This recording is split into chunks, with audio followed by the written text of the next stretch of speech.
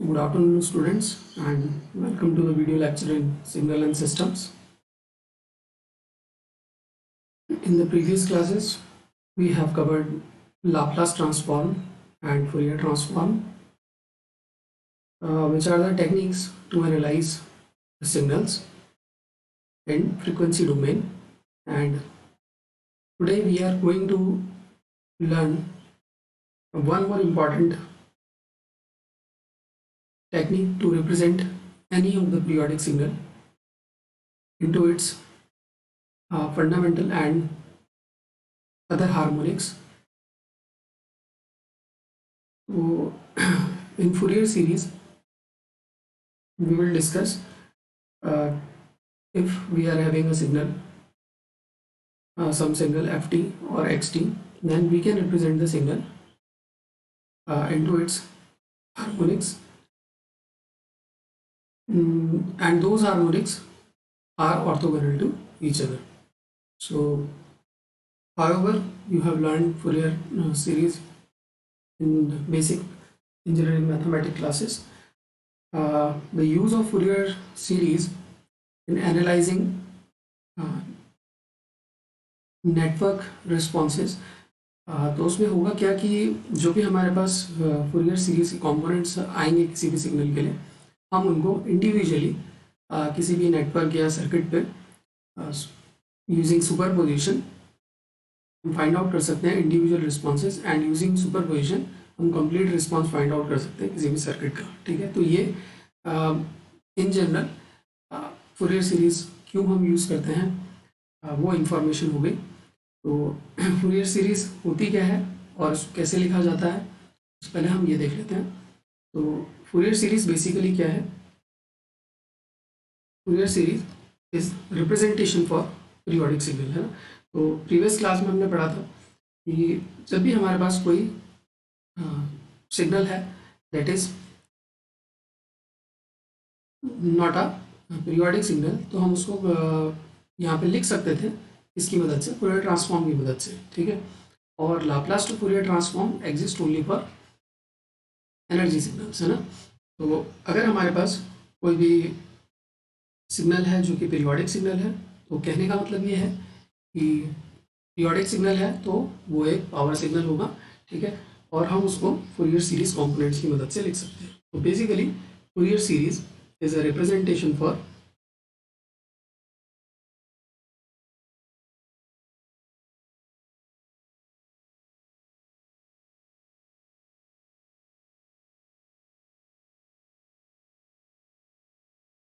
Periodic signals.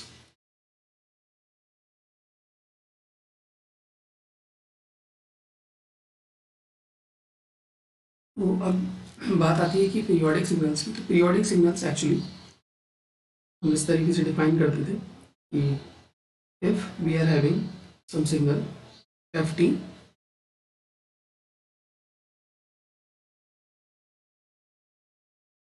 and if this ft is equal to f of t plus or minus n t not, signal क्या होगा? Periodic होगा। यहाँ पे T not क्या है? इसका फंडामेंटल टाइम पीरियड है। तो ये बेसिक डेफिनेशन है पीरियोडिक सिग्नल की। तो पीरियोडिक सिग्नल आपको पता है कि एक फंडामेंटल टाइम पीरियड के बाद अपने आप को रिपीट करता है, यानी कि सिग्नल अपने आप को रिपीट करेगा। ठीक है, बाद में हम कैसे पीरियोडिक सिग्नल के लिए फाइंड आउट करते हैं कंपोनेंट्स, उसके लिए हम प्रॉब्लम भी सॉल्व करेंगे। बेसिकली हम ये देख लेते हैं कि व्हाट इज फूरियर सीरीज। तो कोई भी सिग्नल है F T that is periodic, so we can write the Fourier series like, जो भी एफ टी है it can be written in terms of two components. ठीक है, तो सबसे पहला तो क्या है, यहाँ पे एक डीसी पार्ट है जिसको हम सिंपली यहाँ पे ए नॉट से रिप्रेजेंट करते हैं, and this is the DC component of the signal. ठीक है,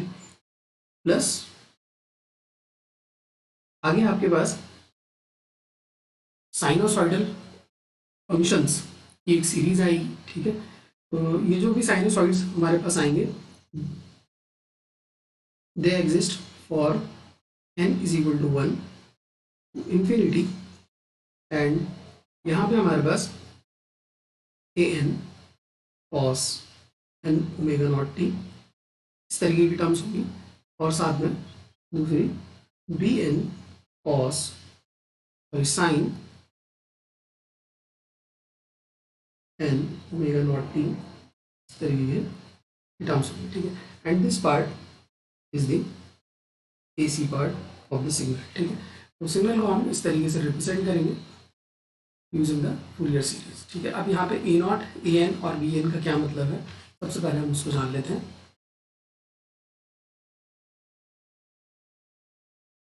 तो हमारे पास if given any function F T, ठीक है, तो यहाँ पे ए नॉट का मतलब है कि 1/T0 integration from 0 to T0 function F T dot D t, ठीक है। तो इस तरीके से एक इंटीग्रेशन हमें सॉल्व करना पड़ेगा और ए नॉट यानी कि डीसी कंपोनेंट निकालने के लिए, ठीक है। इसके बाद हमारे पास है ए एन, ठीक है।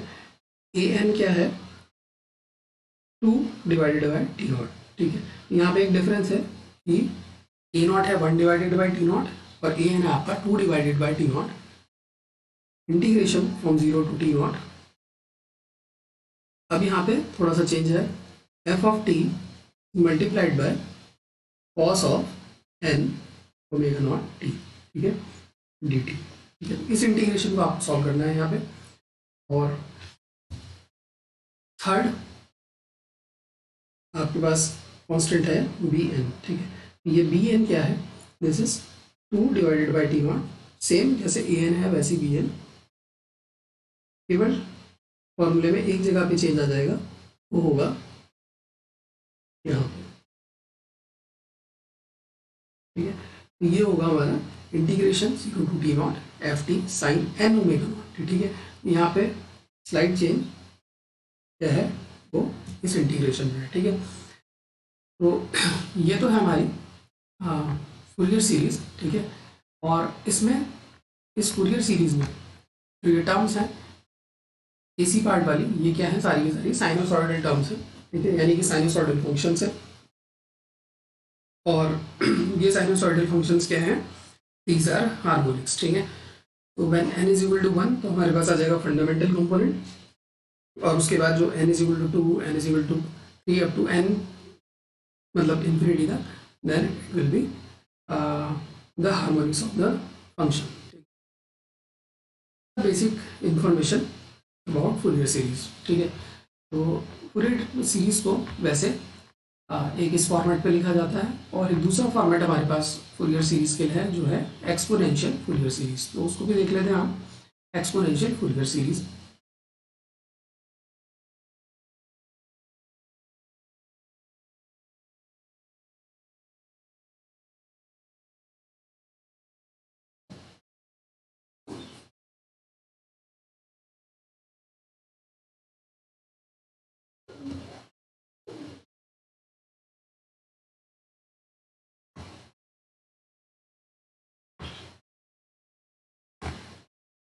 So second one is exponential Fourier series.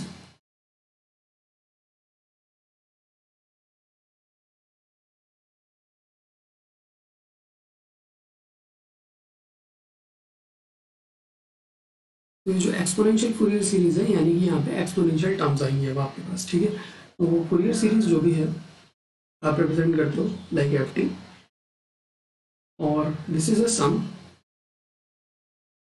From n is equal to minus infinity to infinity, यानी कि अब n की value minus infinity to infinity vary करेगी, और यहाँ पे एक कांस्टेंट आएगा सी एन, ठीक है। एंड अंदर E to the power J N omega not T, ठीक है। तो इस तरीके से हम एक्सपोनेंशियल टर्म्स में भी फूरियर सीरीज को लिख सकते हैं। साथ में यहाँ पे जो सी एन कोफिशिएंट है वो आपका होगा integration 0 to T0 f of t multiplied by e to the power minus j n omega naught t dt, ठीक है। तो इन सिंपल टर्म्स इस तरीके से हमने फूरियर सीरीज को यहाँ पर रिप्रेजेंट किया है, ठीक है। और यहाँ पे टाइम पीरियड आएगा, ठीक है। तो इस तरीके से हमने देख लिया कि भाई फूरियर सीरीज को हम दो तरीके से लिख सकते हैं, एक तो एक्सपोनेंशियल फॉर्मेट है और एक है हमारा ट्रिग्नोमेट्रिकल फूरियर सीरीज। ठीक है, तो ये वाली हमारी ट्रिग्नोमेट्रिकल फूरियर सीरीज।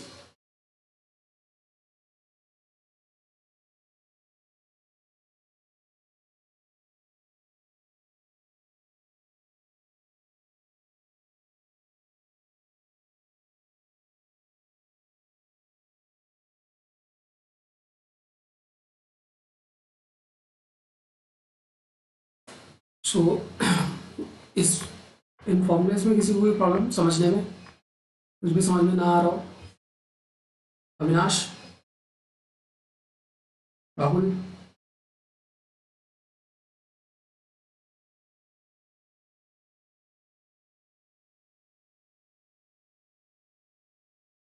तो जब भी आप फूरियर सीरीज के कोफिशिएंट्स फाइंड आउट करोगे, ठीक है, तो आपको कुछ इंटीग्रेशन यहाँ पे डिटरमाइन करने पड़ेंगे।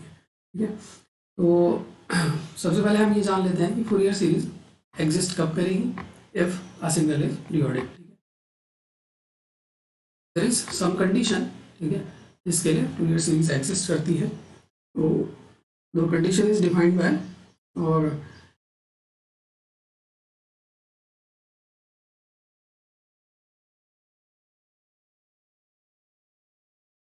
डायरेक्टलेट्स, ठीक है, डायरेक्टलेट्स कंडीशन और एक्सिस्टेंस।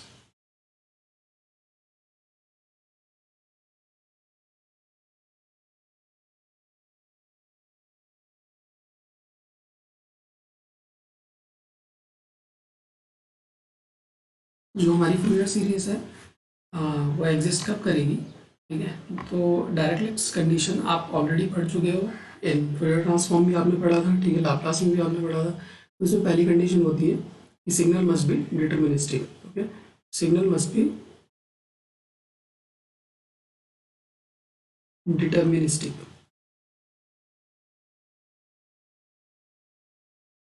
ठीक है, डिटर्मिनिस्टिक का मतलब क्या है कि signal must be continuous,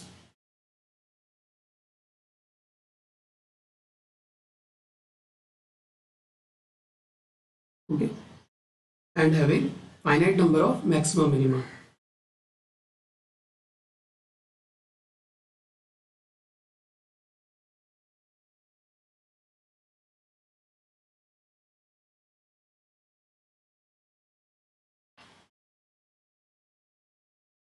also deterministic के अंदर जो पहली कंडीशन आती है वो ये आती है कि कंटिन्यूस होना चाहिए, finite number of maximum minimum होना चाहिए। नंबर दो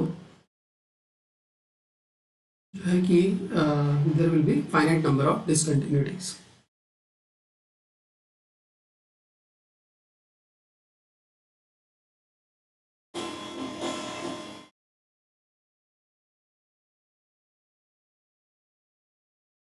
ओके, तो वो सिग्नल मस्ट बी डिटर्मिनिस्टिक, ये हमारी पहली कंडीशन है for the existence of Fourier series. And number two that जो हम हमेशा से देखते हुए आ रहे हैं, यानी कि the signal must be absolutely integrable.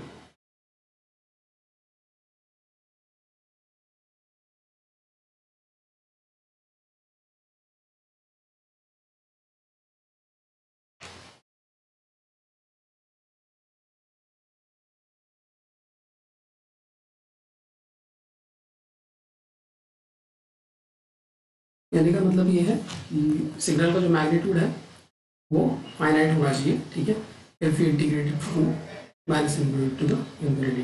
Okay, तो in this way we have seen की दो कंडीशन क्या है to the existence of Fourier series. Fourier series हम निकाल रहे हैं पीरियोडिक सिग्नल के लिए। ठीक है, अब ये जो पीरियोडिक सिग्नल है इसका जो mod x t from minus infinity to infinity वो हमारा एक फाइनाइट नंबर होना चाहिए, तो हम फूरियर सीरीज लिख पाएंगे। ठीक है, ऑल्सो जो भी फंक्शन होगा वो कंटिन्यूस होना चाहिए और finite number of maximum minima उसमें होने चाहिए। ठीक है, तो इन दिस वे यहाँ पे जो फूरियर सीरीज है हम उसको फाइंड आउट करते हैं। ठीक है, तो हम एक एग्जांपल ले लेते हैं and then we will determine the coefficient and after that we will write the Fourier series. ठीक है,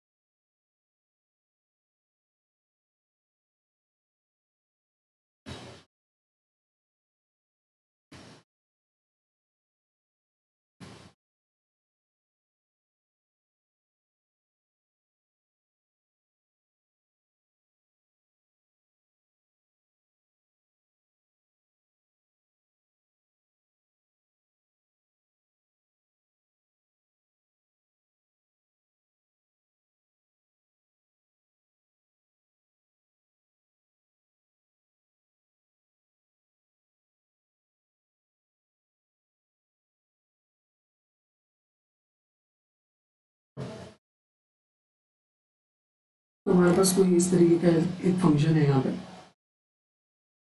ठीक है। बेसिकली ये क्या है, स्क्वायर वेव है, ठीक है। तो एक स्क्वायर वेव के लिए हम फूरियर सीरीज डिटरमाइन कर रहे हैं, और ये स्क्वायर वेव कैसी है, पीरियोडिक आपको दिख रही है यहाँ पे, ठीक है। Square wave is periodic and we wanted to calculate the Fourier series for this function.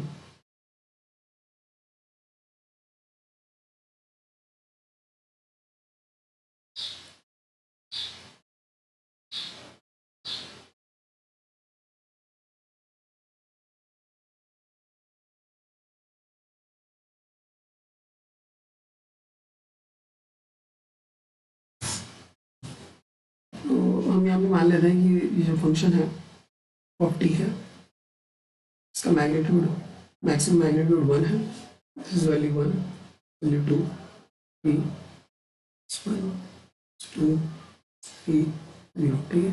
बहुत ही सिंपल सा हमने प्रॉब्लम लिया है to understand the concept of writing Fourier series, ठीक है। तो यहाँ पे सबसे पहली चीज़ क्या है, फूरियर सीरीज फॉर्मूला, ठीक है।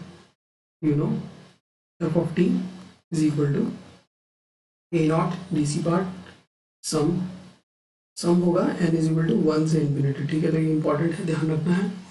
देन ए एन के साथ आएगी कॉस वाली terms, cos N omega not T, plus B n के साथ आएगी साइन वाली terms, sine N omega not T, ठीक है। एंड अब हम फाइंड आउट करते हैं कोफिशिएंट। तो जब हमें कोफिशिएंट की नॉलेज हो जाएगी then we will determine the Fourier series, ठीक है। बट इससे पहले कुछ इम्पॉर्टेंट फॉर्मूले हैं या कुछ इम्पॉर्टेंट ट्रिग्नोमेट्रिक वैल्यूज हैं जो हमें पता होनी चाहिए, ठीक है। First of all let's see the important trigonometric values. तो यहाँ पे कुछ इंपॉर्टेंट ट्रिग्नोमेट्रिक वैल्यूज हैं जो कि यहाँ पे बार बार हमें फूरियर सीरीज में मिलने देखने के लिए मिलेंगी। सबसे पहले एक बार उनको देख लेते हैं कि वो है क्या। तो नंबर 1 आती है बात यहाँ पे इसकी कॉस की, ठीक है। तो सबसे पहले मैं बोलूँगा कि what is the value of cos, cos 2n pi is always 1। If मैं बात करता हूँ कॉस n पाई की, तो यहाँ पे इसकी वैल्यू आप देख सकते हो, कॉस पाई की वैल्यू होती है आपकी -1, ओके। तो when n is equal to 1 is -1, ऐसी जब कॉस 2 पाई हो जाता है तो आपकी वैल्यू कितनी हो जाती है, 1 हो जाती है। दैट मीन्स कि n के हिसाब से यहाँ पे वैल्यू चेंज हो रही है, तो ऊपर हम ऐसे लगा देंगे तो -1 की पावर n, ठीक है। इसके बाद आती है बात cos of n pi by 2 की, ठीक है। इसकी वैल्यू हमारे पास आएगी -1 to the power n by 2, ठीक है। तो इसकी दो वैल्यूज आ सकती हैं, एक -1 की power n by 2 if n is even. तो इसको ध्यान रखना है, अगर n हमारा इवन है तो -1 की पावर n बाई 2, और वैल्यू आएगी 0 इफ n इज ऑड, ठीक है। इसी तरीके से कुछ फॉर्मूले हमारे पास साइन के लिए भी हैं।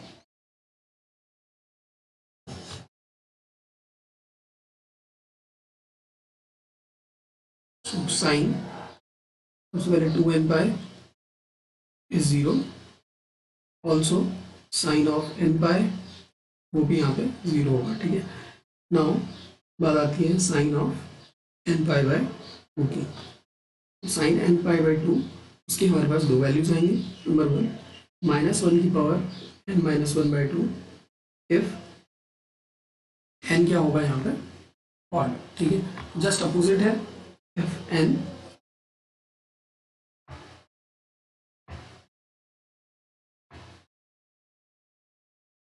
ऑड,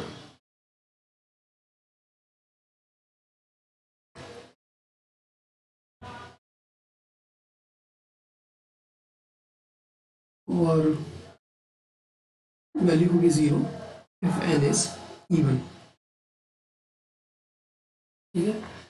इसके बाद जो लास्ट इम्पॉर्टेंट यहाँ पे वैल्यूज हमें देखनी है वो है ई टू द पावर, ठीक है। सो अगर हमारे पास है यहाँ पे E to the power J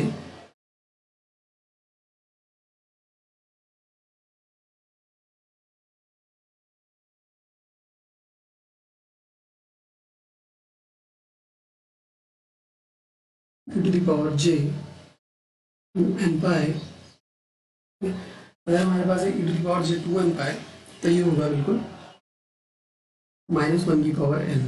okay, तो ये किसकी तरह हो गया, आपको जो एक वैल्यू यहाँ पे पता है cos n पाई के लिए, ठीक है। तो ये आ गई आपकी वैल्यू, ठीक है। और अगर हमारे पास है e to the power j n पाई, ठीक है, तो ये हो जाएगा आपका e to the power j 2n pi, sorry e to the power j 2n पाई, ये वैल्यू होगी आपकी 1। ओके, उसके बाद क्योंकि cos 2n पाई तो 1 हो जाएगा और sin 2n पाई वो आपका 0 हो जाएगा, है ना। ये इसको e to the power j 2n पाई को हम कैसे लिख सकते हैं, sin 2n pi plus cos 2n पाई, है ना।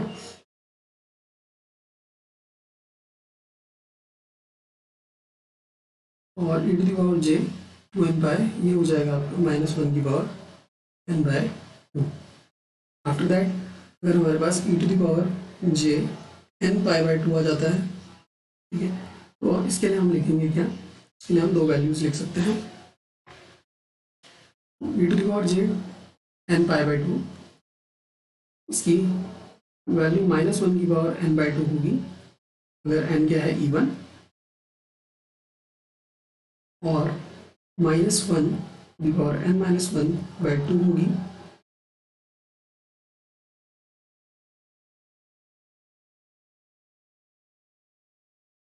n क्या है ऑड, साथ में यहाँ पे j, ठीक है। तो ये कुछ फॉर्मूले हैं जो कि आप अगर याद कर सकते हो तो याद रख सकते हो इनको, ठीक है। और इनको हम यूज़ करेंगे to write the Fourier series, ठीक है। इनकी मदद से we can write Fourier series very easily, ठीक है। तो सबसे पहले यहाँ पे देखते हैं कि ए नॉट क्या होगा।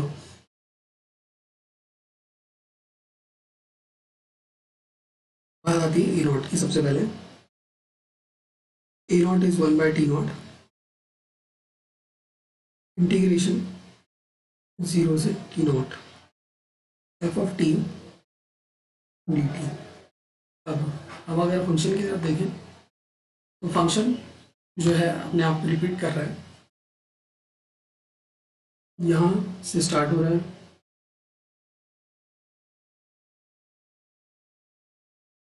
ठीक है, और इस तरीके से अपने आप को रिपीट कर रही है ये waveform. This is the complete portion, ठीक है। तो हम मान सकते हैं कि इसका जो टाइम पीरियड है सिग्नल का वो ये है t naught is equal to 2, ठीक है। तो if t naught is equal to 2 तो ओमेगा नॉट क्या होगा 2 पाई बाय टी नॉट, यानी कि ओमेगा नॉट कितना हो गया आपका 2 सिंपली, ठीक है।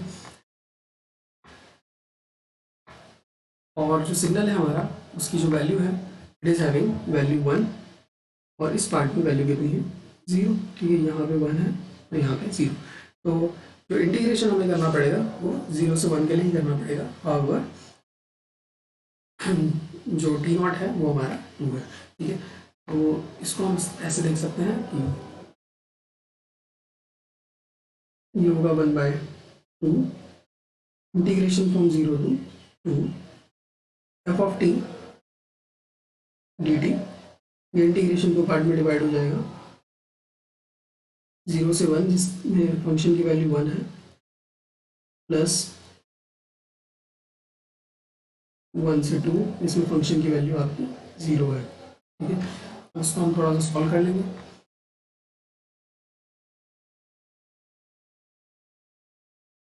तो यहाँ पे ये वाली term second term 0, first term 1 by 2 T 0 to 1 जो होगा आपका 1 by two 1 minus 0 simply 1/2।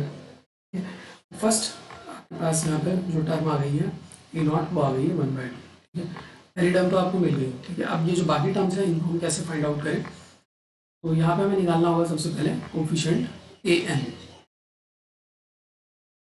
So A N हुआ है हमारा 2 divided by T not integration 0 to 2 f of T D t. ठीक है, इसमें भी जो सेकेंड पार्ट होगा 0 से 1 इंटीग्रेशन वाला वो हमारा हो जाएगा 0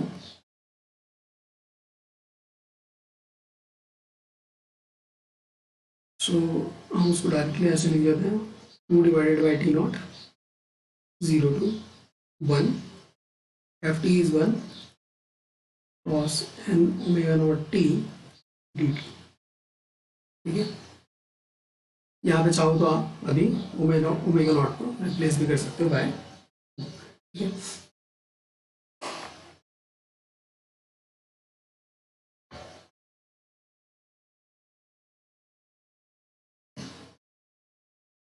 ओमेगा नॉट की वैल्यू निकाल लेते हैं इस पाए।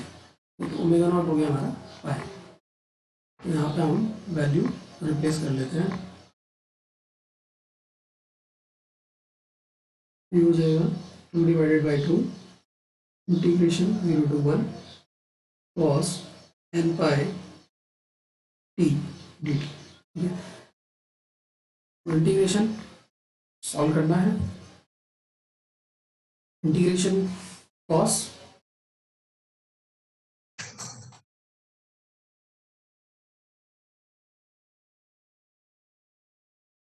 बताओ क्या आएगा। n pi t sin n pi upon n pi।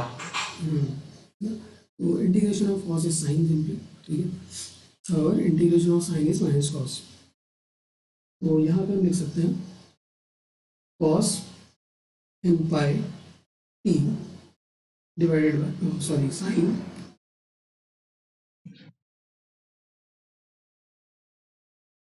n pi t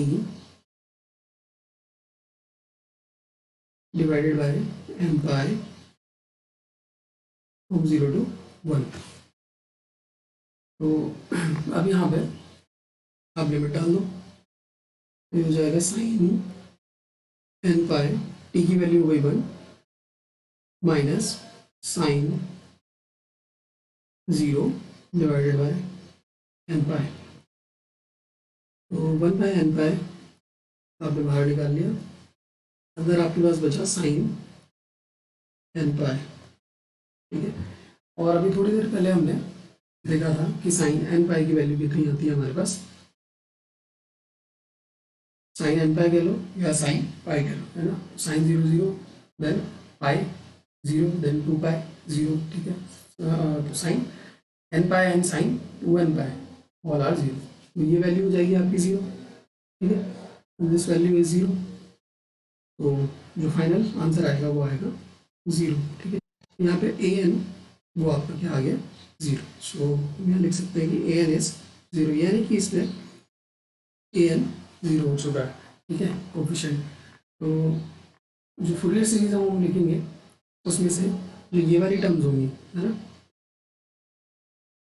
ये टर्म्स यहाँ से हट जाएंगी सिंपली। ठीक है, अब चेक कर लेते हैं कि बी एन की वैल्यू क्या होगी। बी एन के लिए भी हमें कुछ ऐसा ही इंटीग्रेशन सॉल्व करना है। सो यहाँ पे क्विकली हम सॉल्व करेंगे b n 2 divided by T naught 2 integration 0 से 1 तक ही होगा। ठीक है, वैल्यू है 1 और sine N omega not t D t. ठीक है, ओमेगा नॉट यहाँ पे है आपका पाई के बराबर, तो मैं इसको डायरेक्टली यहाँ पे पाई लिख रहा हूँ। तो यहाँ पे क्या आएगा हमारे पास minus cos n pi T divided by n pi limit from 0 to 1। इसको थोड़ा सा सॉल्व कर लेते हैं। Minus cos n pi T is 1 minus cos of 0 divided by N pi. तो कॉस 0 1 हो जाएगा और माइनस में अंदर मल्टीप्लाई कर देता हूँ तो आ जाएगा 1 minus cos N pi divided by N pi. और कॉस एन पाई की जो वैल्यू है वो अभी थोड़ी देर पहले हमने देखी है। कॉस एन पाई इज -1 की पावर n, ठीक है। Cos 2n pi is 1 always, cos n pi is -1 की पावर n। तो उसको हम यहाँ पे वैल्यू को पुट कर देंगे, ठीक है। तो ये हो जाएगा 1 -1 की power n divided by n पाई, ठीक है। तो इस तरीके से हमारे पास कोफिशिएंट आ गया और इसको हम बोल रहे हैं bn, ठीक है। तो अब सिर्फ हमारे लिए एक सिंपल सा टास्क बचा है इन वैल्यूज को पुट करना, ठीक है।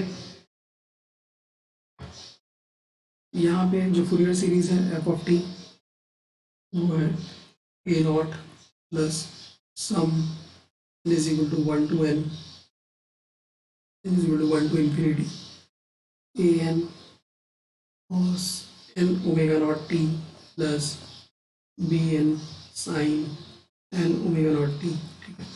इसको हम अपने फंक्शन के हिसाब से चेंज कर लेते हैं। So F of T A not हो जाएगा आपका 1/2 plus sum N is equal to 1 to infinity, ठीक है। ए एन क्या है आपका, सिंपली 0 था तो यू आ सकते हैं, है ना। और बी एन की जगह हम क्या लिख सकते हैं, 1 -1 की power n divided by n पाई। ये हो गया हमारा बी एन, हम मल्टीप्लाई कर देते हैं साइन एन ओमेगा नॉट ई से, ठीक है। ओमेगा नॉट की जगह हमें क्या रखना पड़ेगा यहाँ पे, ठीक है। और इसको अगर और सिंप्लीफाई करना है, यानी कि आपको फंडामेंटल हार्मोनिक्स देखना है या फंडामेंटल कंपोनेंट देखना है, ठीक है। तो 1/2 प्लस, अब यहाँ पे एन की वैल्यू पुटअप कर दो, ठीक है। तो एन की सबसे पहली वैल्यू यहाँ पे आएगी 1, ठीक है। तो जब यहाँ पे एन की वैल्यू होगी 1 तो आ जाएगा ऊपर 2, ठीक है। तो फर्स्ट टर्म आ जाएगी 2 divided by pi sine pi T. उसके बाद एन की वैल्यू हो जाएगी 2, तो 2 डालेंगे एन तो -1 की पावर 2, तो ये हो जाएगा 0, ठीक है। तो सेकेंड टर्म हो जाएगी 0, यानी कि 0 मल्टीप्लाइड बाय साइन एन हो गया 2 पाई टी। तो इवन टर्म जो है यहाँ पे वो 0 दिख रही है। तो इस तरीके से हर बार जो इवन टर्म होगी वो 0 हो जाएंगी, तो इसलिए मैं इवन टर्म्स को यहाँ से हटा रहा हूँ, ठीक है। तो अगेन जब n की वैल्यू ऑड रहेगी तो पहली वैल्यू 1 थी, अगेन नेक्स्ट वैल्यू होगी 3, तो जब हम 3 पुट करेंगे तो अगेन आ जाएगा ऊपर 2 डिवाइडेड बाय पी पाई और अंदर आ जाएगा साइन पी पाई टी। इसके बाद हम इसको लिख सकते हैं डायरेक्टली पाई पाई, ठीक है। तो लास्ट यहाँ पे 1/पाई मैं यहाँ से कॉमन निकाल सकता हूँ, 2/पाई अंदर क्या आएगा मेरे पास sine pi T plus 1/3 sine P pi T,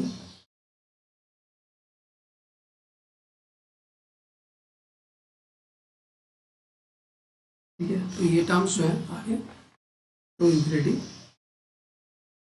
हो जाए, ठीक है। इस तरीके से हमने लिख ली है अपनी फूरियर सीरीज। तो ये क्लियर है, कोई प्रॉब्लम, हमने जैसे इसको सॉल्व किया, ठीक है। Yes, sir. Any doubt? No, sir. तो ये तो होगी बात हमारी ट्रिग्नोमेट्रिक फूरियर सीरीज की। और यहाँ पे जो दूसरा फॉर्मेट है लाइक कि एक्सपोनेंशियल फूरियर सीरीज, तो इसमें जो सी एन है इसका बड़ा रोल है टू डिटरमाइन सी एन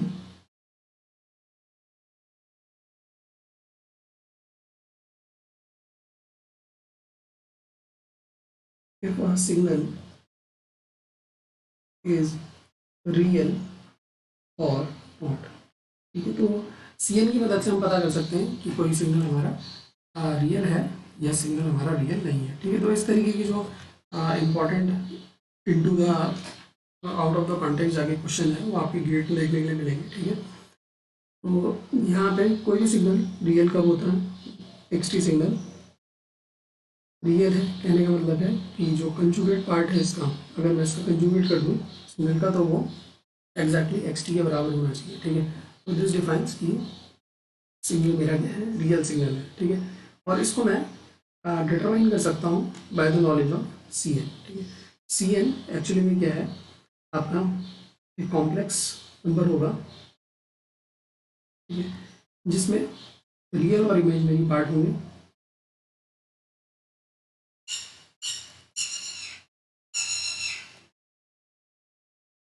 दो पार्ट होंगे यहाँ पे आपके पास, रियल और इमेजिनरी पार्ट। और अगर हमारा रियल पार्ट इवन आता है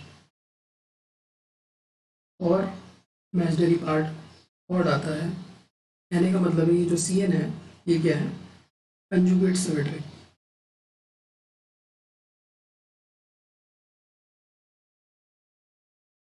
तो इन दिस केस अगर हमारे पास CN is conjugate symmetric, then only our signal is real. ये कंडीशन हो गई आपके पास, सिग्नल कब रियल है, अगर CN क्या है, कंजुगेट सिमेट्रिक सिंपली। ठीक है, अब बात सिमेट्री की कर रहे हैं तो यहाँ पे आती है सिमेट्रीज। ठीक है, इन फूरियर सीरीज यहाँ पे हमें सिमेट्री भी पूछी जा सकती है क्वेश्चंस। ठीक है, तो सिमेट्री देख लेते हैं एक बार कि व्हाट इज सिमेट्री। सबसे इम्पॉर्टेंट है यहाँ पे कि जब भी हम सिमेट्री डिफाइन करेंगे तो तीन तरीके की सिमेट्रीज हैं हमारे पास। Number one is even symmetric,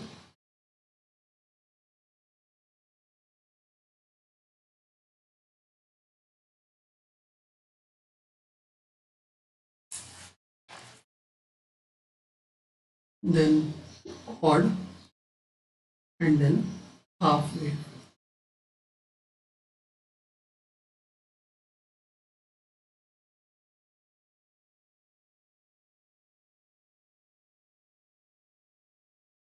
तो एक एक करके हम देख लेते हैं कि इनको कैसे डिफाइन किया जाता है।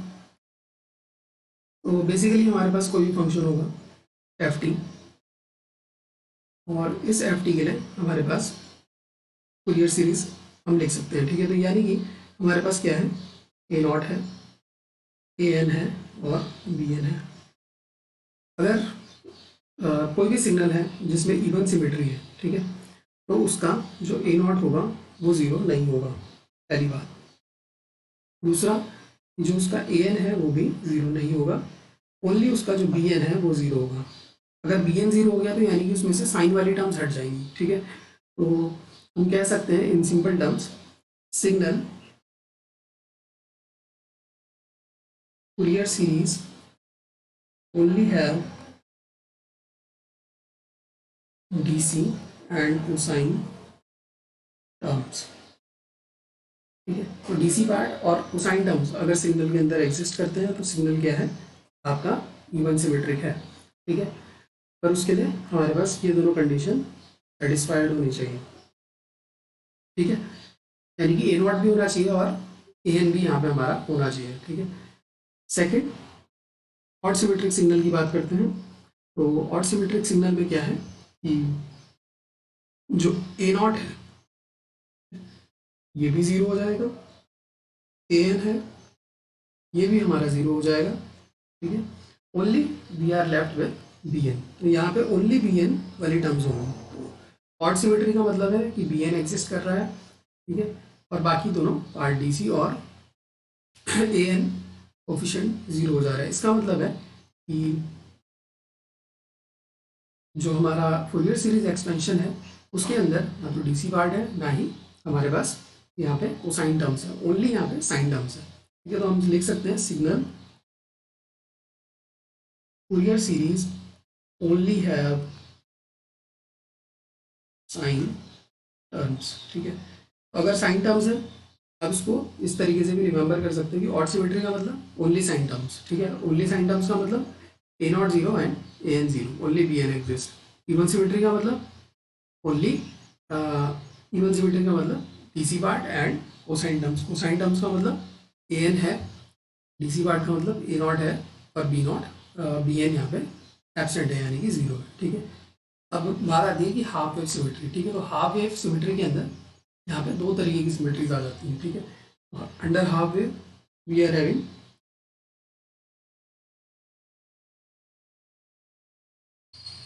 इवन हाफ वेव सिमेट्री, और दूसरी है हमारे पास ऑड हाफ वेव सिमेट्री, ठीक है। तो हाफ वेव सिमेट्री जब भी होगी तो सबसे पहले आपको ये ध्यान रखना है कि जब भी हम हाफ वेव सिमेट्री की बात करेंगे, ए नॉट यहाँ पे जीरो रहेगा, ठीक है। तो ए नॉट यहाँ पे जीरो है, ठीक है? अब अगर हमारा ए नॉट जीरो है, ठीक है, और इवन हाफ वेव सिमेट्री है, तो जो फुरियर सीरीज होगी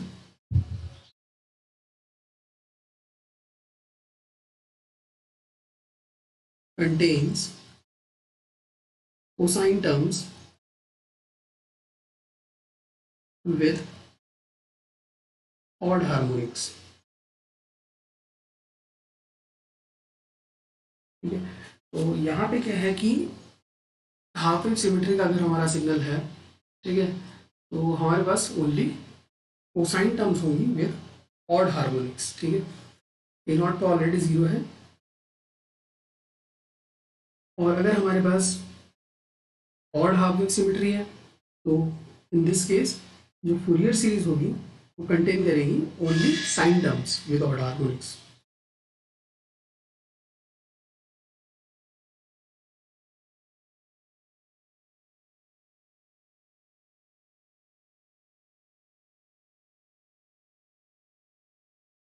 ठीक है।